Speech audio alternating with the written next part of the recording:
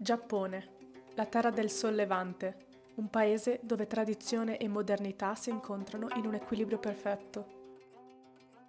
Dalle luci scintillanti della metropoli di Tokyo alle maestose vette delle Alpi giapponesi, ogni angolo di questa terra racconta una storia unica e affascinante.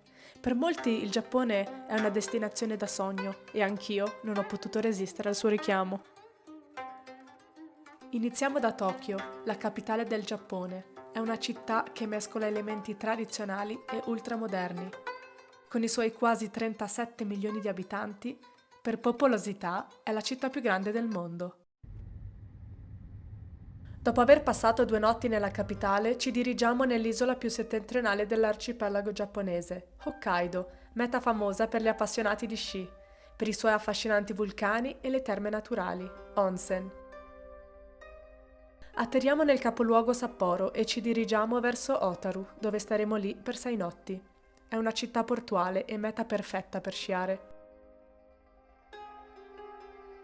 ma anche per vedere l'affascinante architettura, conoscere la storia, entrare nella loro cultura e assaggiare ogni piatto tipico delizioso. Abbiamo deciso di visitare il Giappone a gennaio durante la stagione invernale, che è senza dubbio la mia preferita. La neve è finissima e abbondante, perfetta per sciare. Ci sposteremo con un'auto noleggiata vicino all'aeroporto per poter facilitare gli spostamenti con tutta l'attrezzatura sci. Questa sarà la nostra macchinetta per i prossimi giorni, è una Mitsubishi, guardate che carina. Cioè, le dimensioni mi fanno veramente impazzire. E che piccola! È una scatoletta di tonno!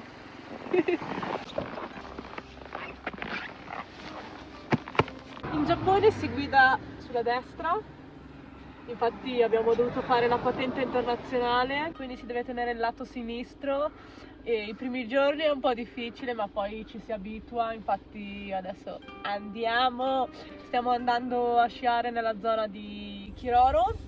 Let's go!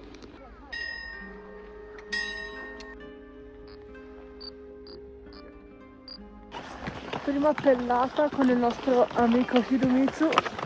Hey Hidomitsu! Let's go! Pellando su per poi sciare giù, per poi ripellare su. Comunque qua continua a nevicare, cioè è una polvere continua. È magico.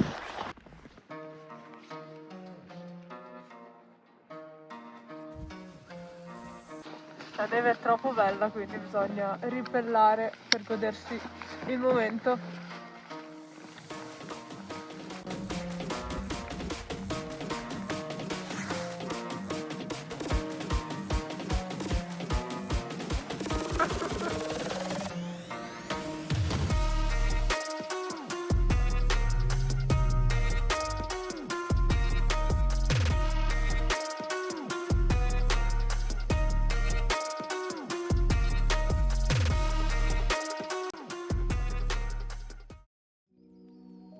Le nostre giornate seguivano un ritmo ben definito, la sveglia suonava presto e dopo esserci preparati per sciare in sicurezza con arpa, pala e sonda, casco, tè caldo e qualche scorta di cibo nello zaino, ci immergevamo subito nell'avventura, risalendo pendie e tracciando linee nella neve fresca per tutto il giorno.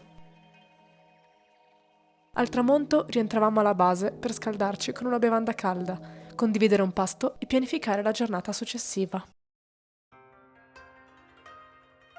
Il viaggio è poi proseguito verso la zona di Furano, dove abbiamo soggiornato in una caratteristica cabina locale. Da lì abbiamo esplorato la regione circostante, un'area dominata da vulcani e paesaggi mozzafiato. Ogni tappa ci ha regalato ancora più neve e scenari sempre più spettacolari.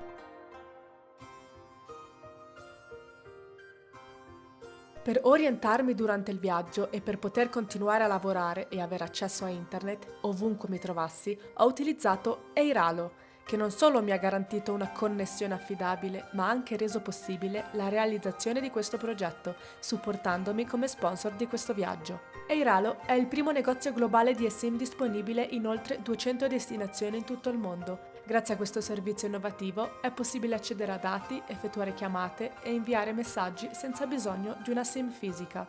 Inoltre consente di utilizzare la funzione hotspot per condividere la connessione con gli altri dispositivi.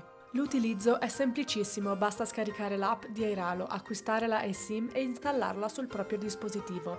Una volta arrivati a destinazione è sufficiente attivarla dalle impostazioni del telefono per essere immediatamente connessi. Trovate il link e un codice sconto per la vostra prima eSIM qui sotto nella descrizione. Buon viaggio!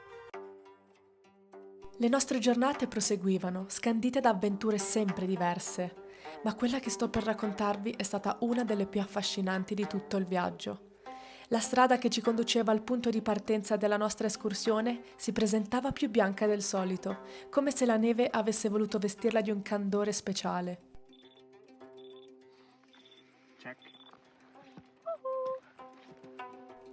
Sopra di noi un cielo di un azzurro intenso, un colore che non vedevamo da giorni a causa delle nevicate continue.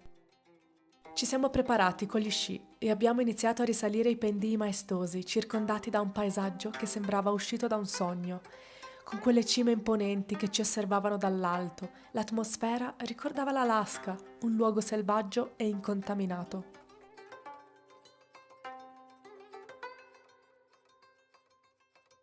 Proseguendo siamo giunti in un'area davvero unica, la zona dei geyser. Era la prima volta che mi trovavo di fronte a uno spettacolo così incredibile, alle pendici di un vulcano. I geyser soffiavano le loro fumate bianche accanto a noi, creando un'atmosfera quasi surreale. Era un'esperienza che lasciava senza parole. La neve, soffice e polverosa, come al solito, ci ha regalato una discesa indimenticabile. Ogni curva, ogni movimento ci faceva sentire parte di quel paesaggio straordinario, rendendo il momento ancora più magico.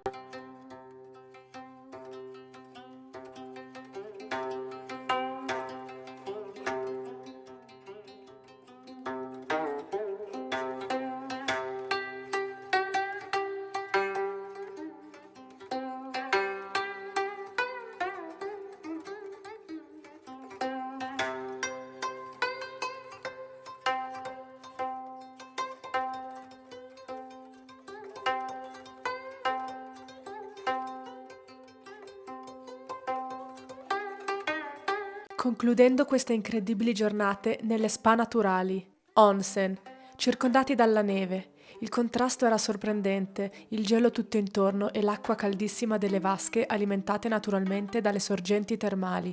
Alcune raggiungevano temperature superiori ai 50 gradi, rendendo impossibile immergersi completamente. Mi limitavo quindi a stare sul bordo, lasciando che il calore mi avvolgesse lentamente. Era un rituale rilassante e unico, un momento di connessione con la natura, con quel paesaggio che sembrava sospeso nel tempo.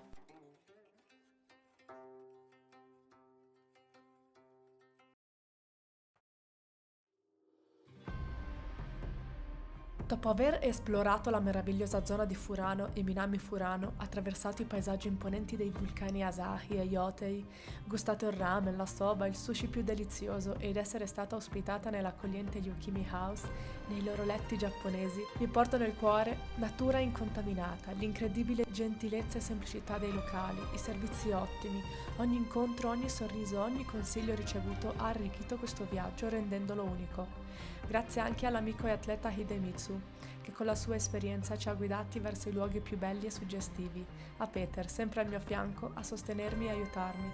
Non dimenticherò mai la neve più soffice e leggera di sempre.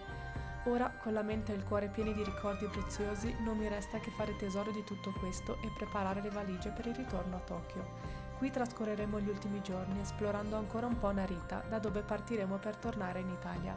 So già che una parte di me rimarrà sempre legata a questi luoghi straordinari, dove sono sicura tornerò.